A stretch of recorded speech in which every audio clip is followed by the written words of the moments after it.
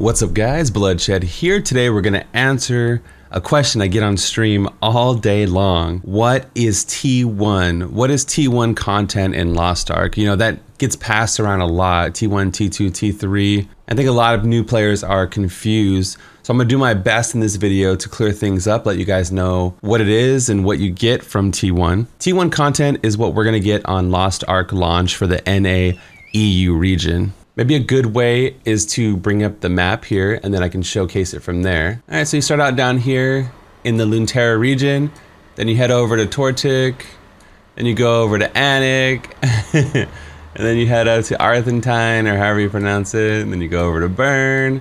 This is all T1 stuff. And you head up to Shureshire, and then you make your way over to Rohindel.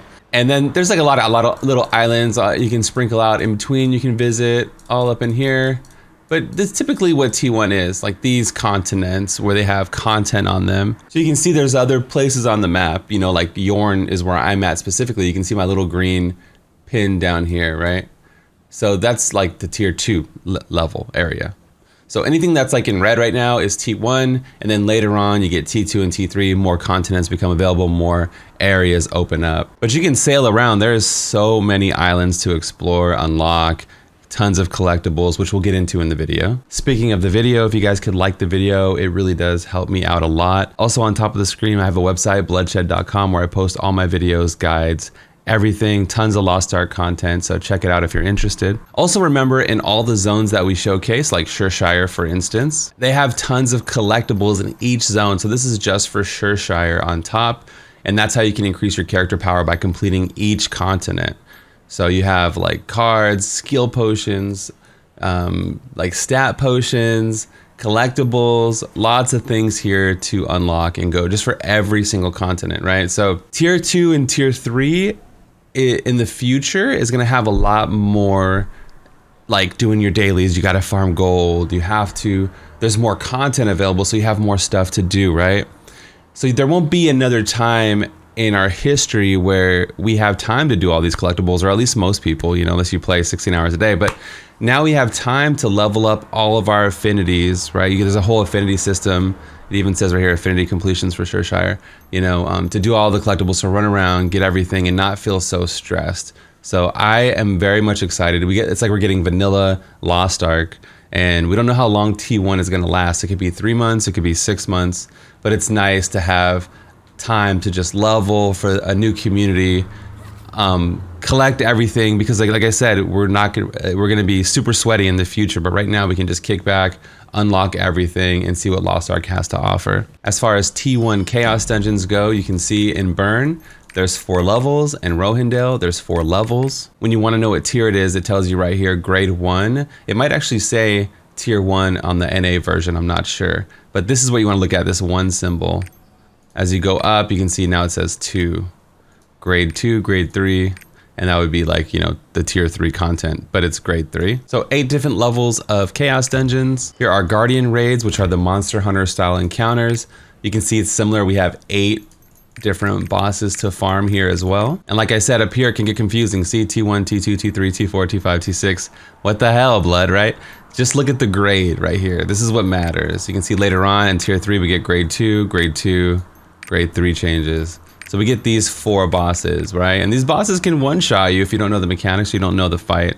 So they're tough, right? We get a good amount of content in T1 to keep us busy with all the collectibles and then the different fights we can do every day. We should have the Heroic Raid, which is a stronger version of what we just showcased. And these are random. The Guardian list is updated once a week.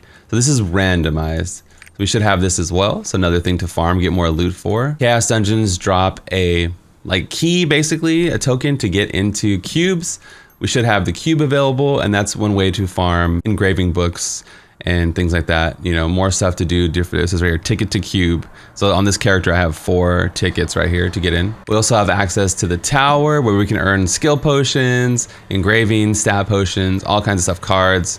Lots of goodies in here. We should have access to all 50 floors. You don't need a ticket to the tower, and you can do 1 per character, so that's nice. Obviously, we have access to our player housing, Stronghold, the daily missions there, the mission table there, PvP rankings, you know, the island PvP. One of the big things people care about probably is void dungeons, okay? So Void Dungeons is like, I guess, our rating for right now. We get access to 2 tiers of Void Dungeons. You can see by the grade 1, and this is grade 2. You'll notice you'll start getting gear in the Void Dungeons, like set item gear.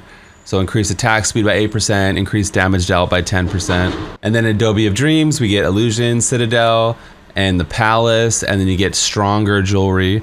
I believe this jewelry can roll with class-specific engravings, which is really powerful, the legendary jewelry. And then we get, again, legendary armor with set bonuses on them. When dealing damage to enemies, attack power increases up to 12%.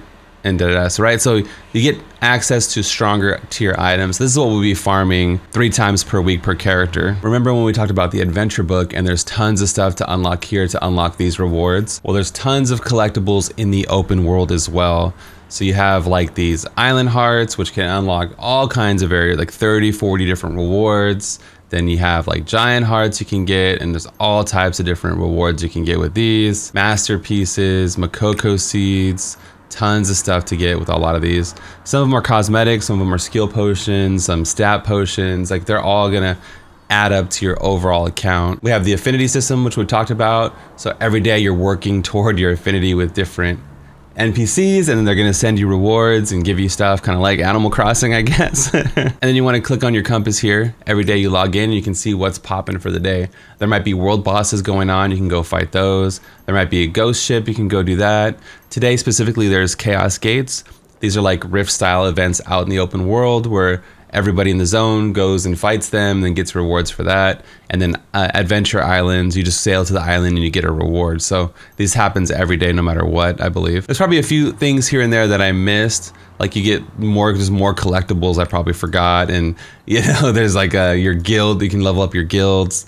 And you get guild currency, and there's vendors for that. There's obviously PvP currency. That will give you a good idea of what you can do in T1. Probably the big things are those void dungeons. A lot of people love PvE. Obviously, you get the full PvP ranking system. A lot of people love PvP as well. I'm going to be taking it all in and enjoying all the collectibles. Like I said, enjoying T1 for what it is. The time to just collect everything, get your account ready. So when T2 comes out, we're ready. You know, we have our skill potions dialed in. We have good legacy rank, good stat potions. We have all this stuff dialed in. That way we don't have to do it in the future, right?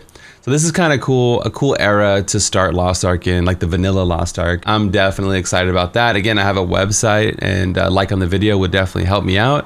I hope this video helped you out, and that's gonna be all for me today. I'll see you guys live on stream, twitch.tv/bloodshed. I'm out of here. Peace.